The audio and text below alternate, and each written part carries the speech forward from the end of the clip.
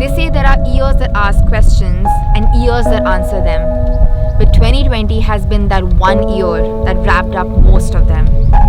We're born in a world as imperfect as you and I, where we're allowed to ask a set of questions, and for others, we shouldn't even try. They say yes, milestones and achievements are what will fetch you wealth. But what about human connections or self-love that is so important for your mental health? This year taught us that the system that we live in is messed up in many ways beyond our eyes. And yet we look for validation from the society, and that's where the problem lies. Doctors save lives, and yet the hyped ones are entertainers. We only talk about anxiety and depression when times cannot be reversed, when lives cannot be reversed. The kind ones are definitely not the famous, and the famous are trolled to a level that they don't know when they became this. Where reality and rawness in cultures were traded off with happy Instagram pictures. This year taught us to enjoy the little things in life, for one day you will realize that they were the big things. This year taught us to stop and think before you lose a chance to even share a drink. This year taught us that days, weeks, months and years are made up of right now.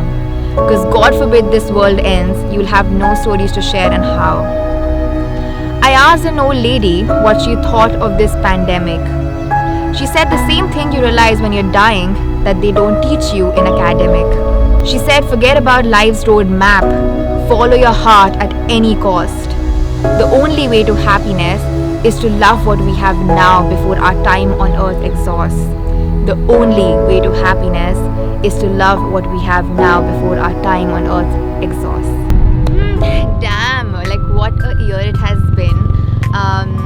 I feel it's been such a roller coaster ride and like full of ups and downs for all of us. I think 2020 for me has been not so bad. I mean, I'm very grateful for the fact that I have had a very good year in terms of just understanding my own self, in understanding the best way that works for me in terms of like living your day-to-day lifestyle. I feel I understood the importance of gratitude and making it a huge part in your life. I also understood the importance of having a routine in your life, and I finally, like, I cannot imagine that I was living in such a mess, like not knowing what to do to actually even take care of your own self. I think it's very important to know a routine that works for you every single day, so that you feel motivated, you feel inspired. And I think that's what I found this year. And also in terms of like just understanding what I really want to create and what I really want to put it out there on my channel as well. But I don't know, like till December everything was going great. After I uploaded last video, I think I remember clicking on like the publish button and I uploaded the video, and suddenly I don't know what, but something just hit me and I started crying like a lot.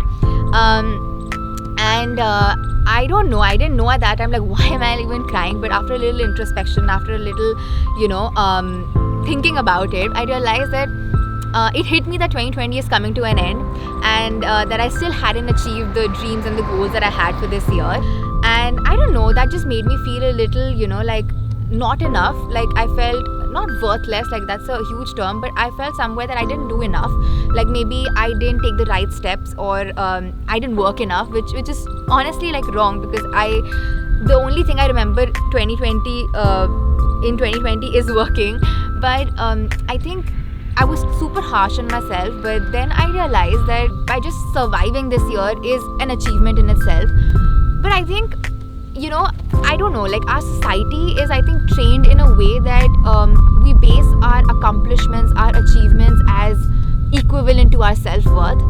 Like your self-worth is defined by how successful you are, or what you achieved in a particular span of time, or maybe even a day. Like isn't it weird that we all as a society thrive on achievements? Like we are the hustle culture, hustle, productivity, incredible grades, like an amazing job, and big paychecks is actually prioritized over good health or good relationships or even good mental health. I feel we have have a culture of tangible output, and mental health is not tangible, so we don't celebrate it. But and I'm not saying, like, don't get me wrong, I myself am a part of that tribe, okay? And this year questioned it. Like, we're taught that being slow is like a failure to succeed.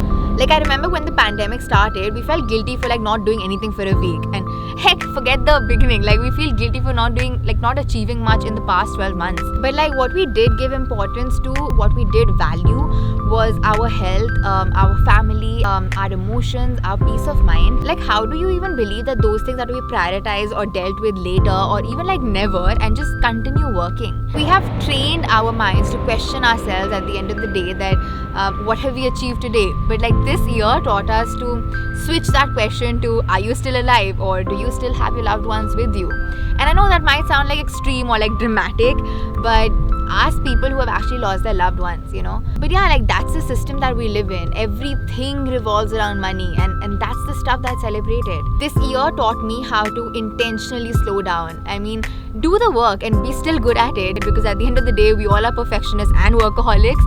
But change your perspective as to like why you're actually doing it, and just detach myself from any sort of guilt when it comes to, you know, investing time in my own self, in hanging out with friends, in playing Monopoly with family, or just making a coffee, or just reading a book, or investing time in exercise, which is so important, you know. That's also one thing that I really understood this year, and I really paid attention to it, and I can see the changes and I can see the result, because I gave time and I really understood myself and my own body, you know. And that's important. So 2020 taught us that, like, at the end of the day, the things that will matter the most are your health, are your loved ones, and your just well-being, you know. So this year taught us how powerful it is to even just hang in there. Like, that's also an achievement in itself. I mean, don't get me wrong, I'm not here to diminish the sufferings that a lot of people experience this year, and everyone experiences this year on a different level. I know it's been a shitty year for many reasons, but I also feel in all of it there has been a lot of growth. Like, a lot of people took those sufferings, sat with it, and it took them to build a more, you know, resilient and more stronger version of themselves. And that's something to celebrate. I mean, at the end of the day, gratitude is the only way to get through those dark times. This view may not resonate with someone who has experienced it in a completely different way, and I completely respect that. For me, 2020 has shown me that I cannot have control over everything, and the world can be a really shitty place sometimes, but I need to sit with those feelings and process them and feel all the feels. So I heard this concept recently of ordinary and extraordinary, how like there are ordinary moments in life and how there are extraordinary moments in life. Now, extraordinary is something which is not ordinary, which is out of the mundane, whereas ordinary is something which is common, which is your everyday. And young people tend to get the happiness from extraordinary events, because that's just the society that we live in. We have been taught that. Like, extraordinary moments could be going on a vacation, or like buying a house or a car, you know, your dream car. Whereas ordinary moments could be just making pancakes for breakfast, or even like slaying that leg workout one day, you know. But 2020 taught us that those ordinary moments that we take so much for granted could also end up being your extraordinary moments, or even luxury for a lot of people, you know. So yeah, that's just my thought. That's what I think of this year. So I would like to say thank you, 2020, for teaching me things that I wouldn't have maybe understood this wasn't for this pandemic. So have an amazing year, you guys, and remember, it's never too late to start again. Remember to make those changes. Your 5 p.m. of a Thursday could be your new Monday. Your 31st of December could be your 1st of January. Time is an illusion, you guys. You don't have to wait for the perfect time, for the perfect day to just better yourself. You can start now. Just because you woke up at like 1 p.m. on a day doesn't mean that you messed up your whole day and you can't turn it around. You can just start then. I hope you enter 2021 with love and compassion for everyone, but more so for yourself. I love you guys. Bye. My mama said, don't judge by the color of the wrapping. It matters what's inside. So give it a try. She said, not just the ones they tell you to buy. matters ones that taste so good and makes you wanna cry. So give it a try.